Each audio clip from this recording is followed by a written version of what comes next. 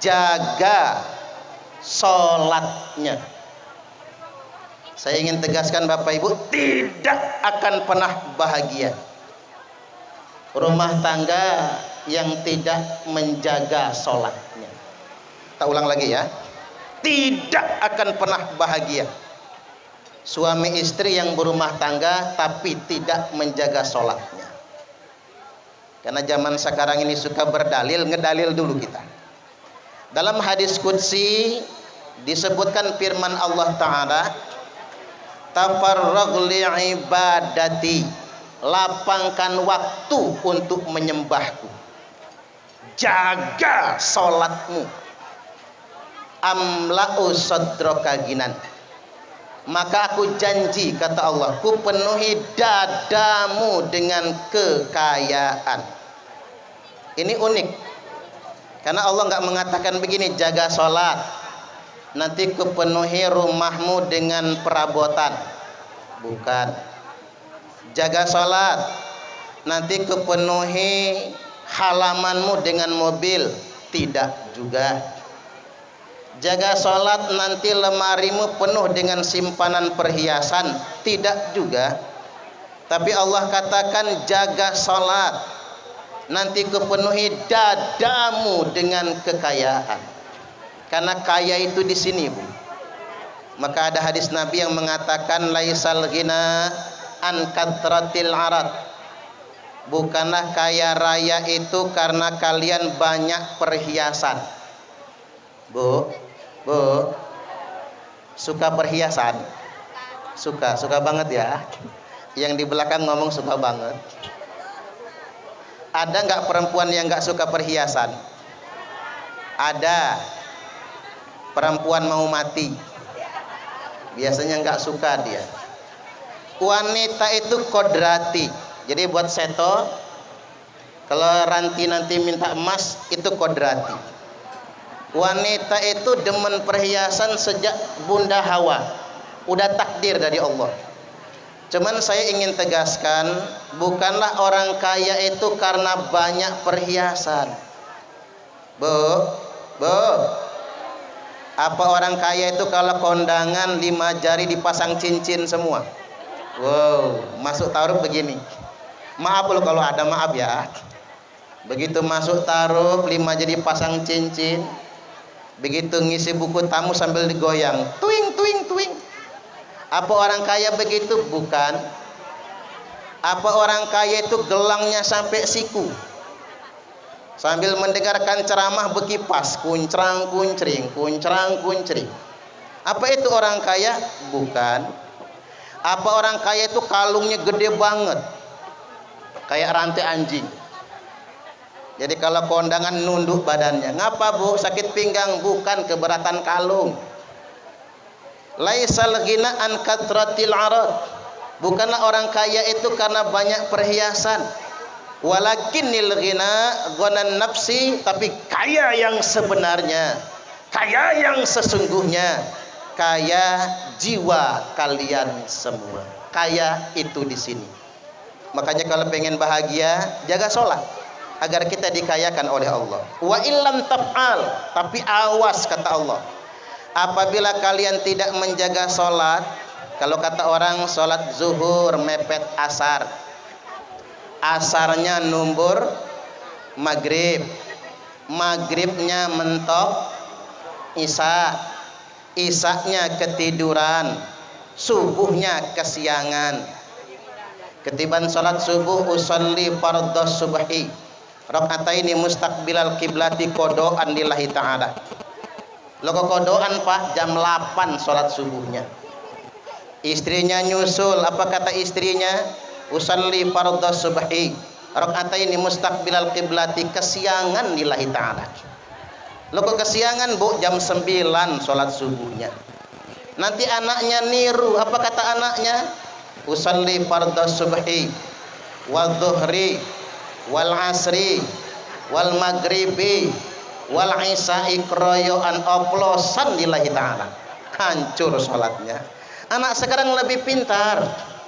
Makanya kalau pengen punya anak yang soleh, contohi orang tuanya.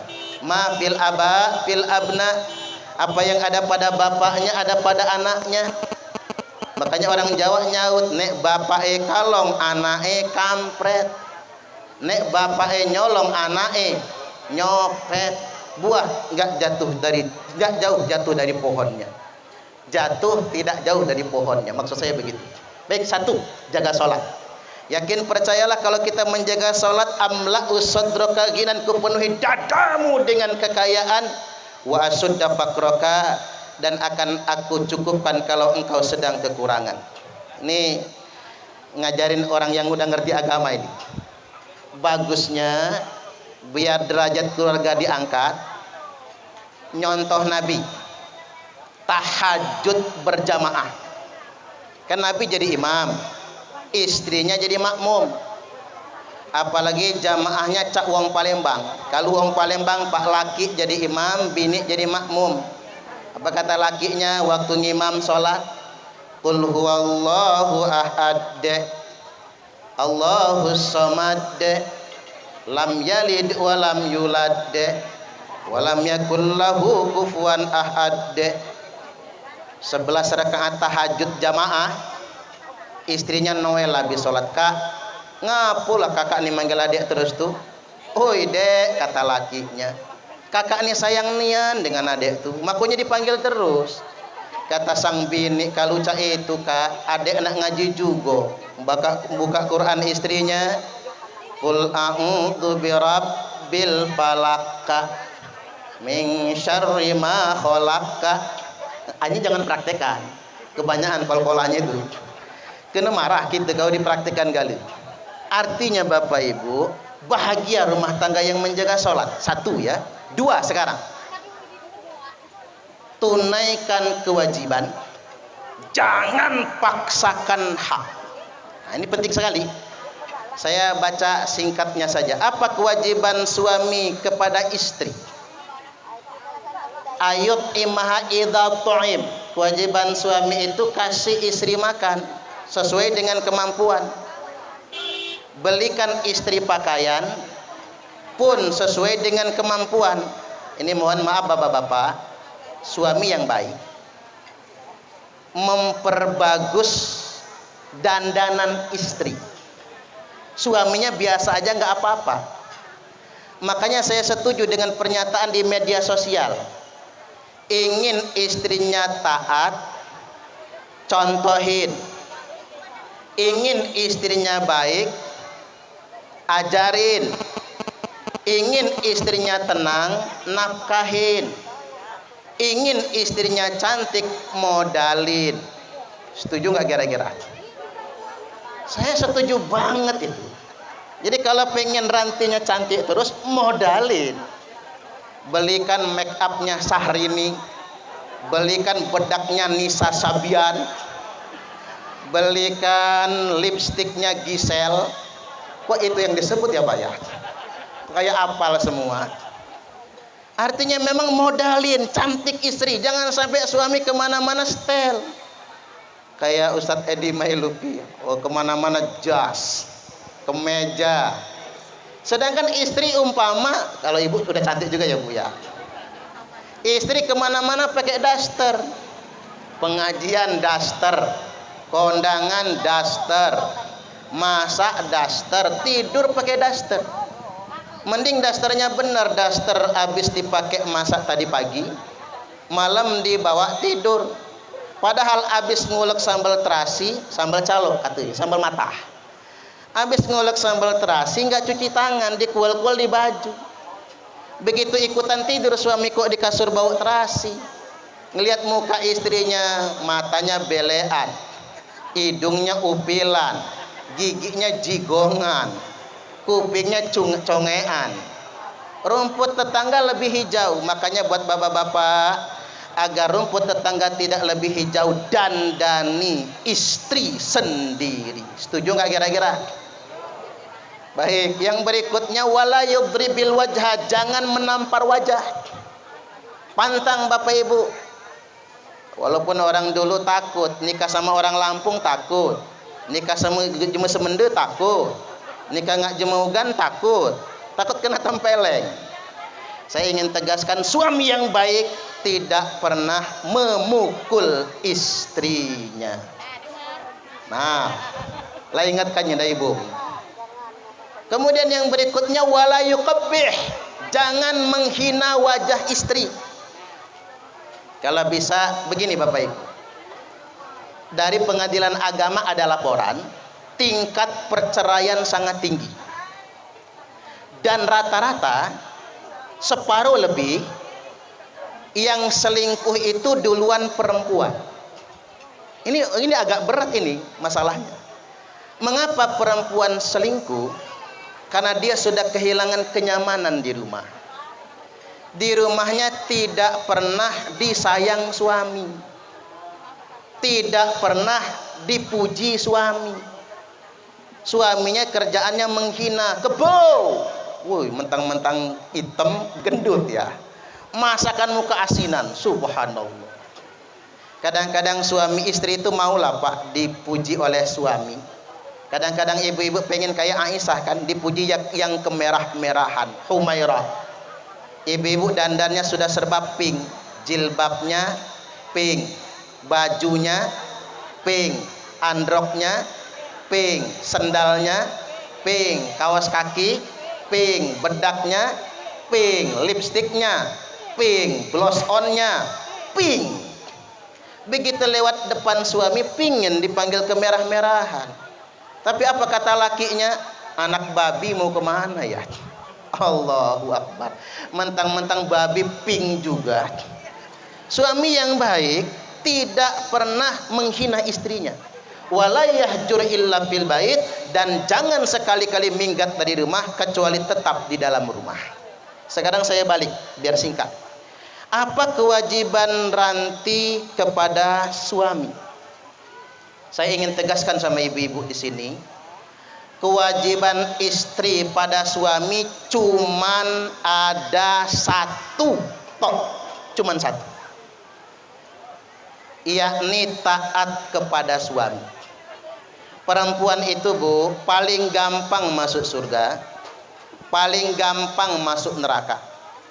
Ibu-ibu kalau pengen masuk surga, saya ajarin taat sama suami. Tapi kalau pengen masuk neraka gampang, ngelawan sama suami.